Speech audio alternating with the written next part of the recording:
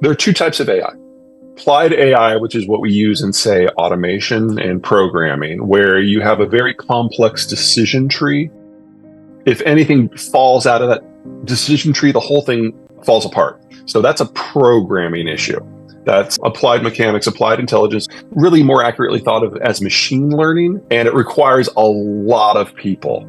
One of the reasons the Chinese are pretty decent at this space is they have a lot of people. And so when you throw a lot of folks who earn only $15,000 to $20,000 a year at a problem like this, you can do a lot of programming. General AI, machines that can think, machines that can operate independently. This is like getting into like automated driving, for example. We can talk about EVs later. So you can do an automatic driving with a conventional vehicle. It's more common with electric just because you already have the computers in there. It's more common with electric vehicles, certainly, because it's a different power load. An internal combustion engine is going to be, diesel or gasoline driven. It just doesn't generate nearly as much electricity. It can be modified to be an AV. It's more of a conversion than you can do for an EV. General AI, general intelligence. We don't have that yet. We're not close. We're not within 30 years. Doesn't mean it can't happen. It's just not going to happen soon. So lots and lots and lots and lots of human programming to establish this decision tree that the machine then tries to follow. But it's not very good at doing things like recognizing stuff on the shoulders. The way it was explained to me, I think most effectively, is if you've got a stop sign on a road, or an AV car will see that and it will stop. But what if the stop sign is on the side of the building and it's part of a marketing campaign? So decisions that a 3-year-old is capable of making, AI today can't make. So if it involves math and physical processes and crunching, no problem. It's great. But if it requires decision making, not so much. Your second issue is that true AI, especially general AI, but to a degree, even the applied stuff, that requires those chips that are 4 nanometers or 10 nanometers or smaller. Really, the 4 nanometer types are the ones you need. And if anything goes wrong with the international trading system, those just go away for a decade. And we're going to see that happen in the next year or two. So it's not that this is a dead sector. It's not that there's no potential. But the hype has gotten ahead of where our capabilities are, and the hype has gotten way ahead of what our material constraints are. Basically, an alpha test, it is remarkably sophisticated. I mean, there aren't a lot of people out there, if you put a ChatGPT paper in front of them, they're going to think that a human wrote it. But for a first generation, it's really good. So I would expect that to come a lot further along. Now, one of the things to remember about ChatGPT and any sort of internet-based AI system, that's based on a server. That doesn't have to worry about the mechanics of movement. And that means you can do things with that at scale that you can't do with some of these other applications that people are really excited about. So that is definitely a technology to keep an eye on. Now, I mean, the blockchain that's behind it is really interesting, and I think it's going to revolutionize a number of sectors, but it's really hard to invest in the blockchain. It's because it's a digital technology as opposed to a product. So 2 problems. Number one, most EVs in most places are not green at all. The places that we have chosen to do the processing and the way we do the processing is very soft coal intensive. And so the energy intensity to generate one of these things in the first place is an order of magnitude more than a normal car.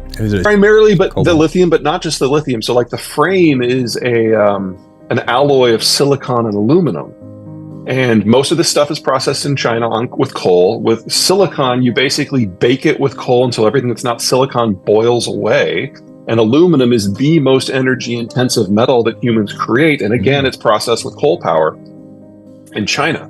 So if you're looking at like the Tesla propaganda, they basically claim that their cars are made with 100% green tech, and that doesn't happen anywhere in the world. It's almost exclusively coal. Second, we're going to have a materials shortage. For us to do the green transition in a way that we're talking about with the technologies that we know, solar, wind, EVs, and so on, we need 3 times as much copper and 10 times as much nickel and 18 times as much graphite and on and on and on and on. And humanity has never, in 6,000 years, doubled the amount of any industrial material that we already had in use, ever. And we're going to do this now for 12 different materials, and we're going to do it without Russia, and we're going to do it without China. Bullshit. So we need to look within the constraints of what we actually have and might be able to build out in the next 10 and 20 years And then we need to take a really hard look, not just at the economic footprint, but the carbon footprint of the technologies in question. And we're going to have to do something we really don't like to do in this country. Make some choices. And putting solar where it's sunny, slam dunk, do that. Putting wind where it's windy, slam dunk, do that. With EVs, maybe some fleet vehicles in communities where it's sunny or windy. So Phoenix, sure. Denver, sure. You drive an EV and you put up solar panels in New York, you have increased your carbon footprint with those choices. And since we're not going to have enough materials to do this at scale anyway, we're going to have to choose where to put this stuff. Now, the environmental movement is moving this direction. And I actually have to say I'm a little impressed because they're not a group that is known for making long-term math-based decisions. What's going on in Europe right now is because the natural gas from the Russians going into Germany has basically gone to zero, they're discovering that their solar and their wind system are not all that it's cracked up to be because Germany is a very non-windy, non-sunny country.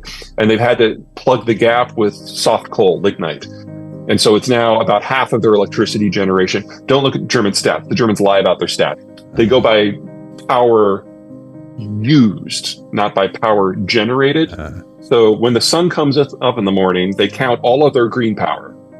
But a lignite power plant takes more than a day to spin up and down, and they need it for the night. But that means they also have to leave it running for the day. So they don't count what happens during the day, even though it's more than the sun. The Californians have spent about 1/3 as much in putting up green tech, but they get 5 times as much electricity because it's actually sunny in California. And the conversation of why it's working in one place and another, this conversation, it has an easy answer, basic geography. And they should have had this conversation 15 years ago, but they're having it now. As it becomes obvious that we're not going to have as much zinc and lithium and the rest, we're going to have to choose where this stuff goes. And it's not going to go in Germany. The Russians are a major exporter of any number of energy, food, and industrial commodities. They were an exporter of none of them except for oil if you go back to 1992. So they're now the top or second or third top producer for coal, for oil, for natural gas, for palladium, for platinum, for wheat, for fertilizer, and on and on and on. And they were number 3 for oil 30 years ago. And part of the post-Cold War globalization era is bringing in parts of the system that had not been part of it before. Russia makes that list. The single biggest vulnerability the United States has from the Russians is palladium, because you use that in every single semiconductor, and they are 40% of the global total. We cannot have chips in volume. China is much more significant. China came in basically at the same time as the Russians, but instead of being in raw commodities, they do processed commodities and manufacturing. So we need to relocate the entire electronics manufacturing base. That will be hard. To do electronics manufacturing, you need a differentiated labor force, because the person who does the die cast does not do the wiring, does not do the coatings, does not do the programming, does not do the camera, does not do the lenses, does not do the motherboard, and so on. Each of those is a different labor force. And you've got a dozen different labor forces in the East Asian Rim that have been able to trade peaceably for the last few decades, and that's where electronics goes. We can partially recreate that ecosystem with Colombia and Mexico, but it's not going to be on the same scale, and it's going to cost more. The biggest problem is shorter term, and that is materials processing.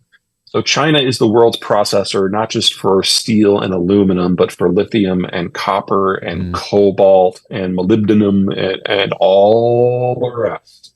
And none of this is difficult. Most of it's 1940s or earlier technology. A lot of it's not even expensive. And the United States is the cheapest energy in the world because we've got great wind, great solar, and the shale revolution. So it's not that we can't do it. It's just that the whole kit and caboodle has to be relocated before we can consider anything else. Because if you can't get the raw materials, it doesn't matter if you got the electronic supply chain system set up.